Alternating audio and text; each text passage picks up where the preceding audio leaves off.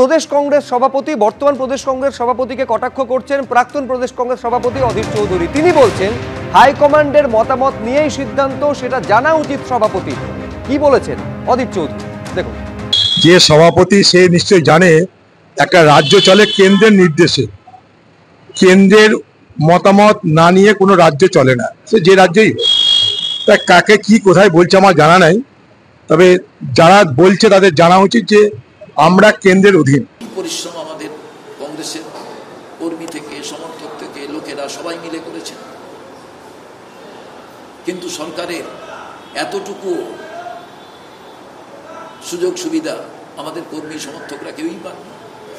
কোথায় পেয়েছে? অল্প কয়েকদিন।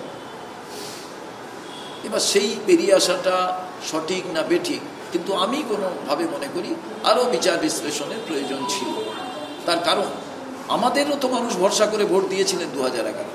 আর একবার মানুষ ক্ষমতায় এসে গেলে সেই ক্ষমতাকে সামনে রেখে সুশাসন, খারাপ শাসন, বহু কিছুর মধ্যে দিয়েই ক্ষমতা রক্ষা করা যায়, সেটা আমরা তো এখন দেখতে পাচ্ছি।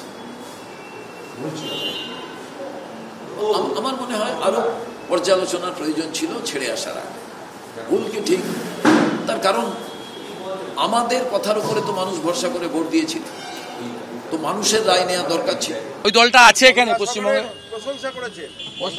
পশ্চিমবঙ্গে ওই দলটা আছে। কে কে বলেছে? কে এটা? কে?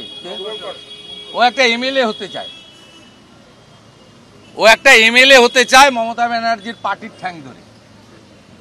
এটা এমএলএ হতে চায় 2-4টে সিট যদি হয়।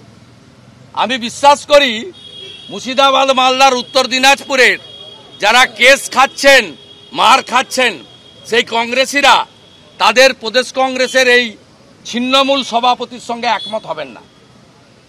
যদি আলী ইমরান ভিক্টর বা মোহিত সেনগুপ্ত কিছু বলতো, যদি মুস্তাক সাহেব কিছু বলতো, বা ঈশা খান চৌধুরী কিছু বলতো, যদি অধীর চৌধুরী কিছু বলতো, তার উত্তর আমি দিতাম। ওরা সাফার করছে, ওরা লড়ছে, কেস খাচ্ছে, এরা ভালো প্যাসেজে বসে আছে। 2-4টে সিট যদি জোট করে পাওয়া যায়, তৃণমূলের উপর দিয়ে যদি এমএলএ হওয়া যায়, এই সিপিএম এর কাজও তাই।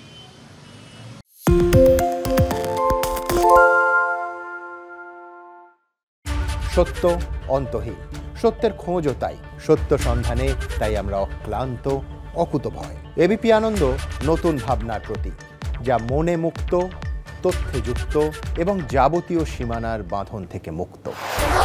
সীমা না শব্দটির মধ্যে লুকিয়ে আছে মানা শব্দটি, যেন চোখ রাঙানি এক অদৃশ্য ব্যানাজার, যা আটকে রাখে আমাদের এক ছোট্ট গণ্ডির মধ্যে।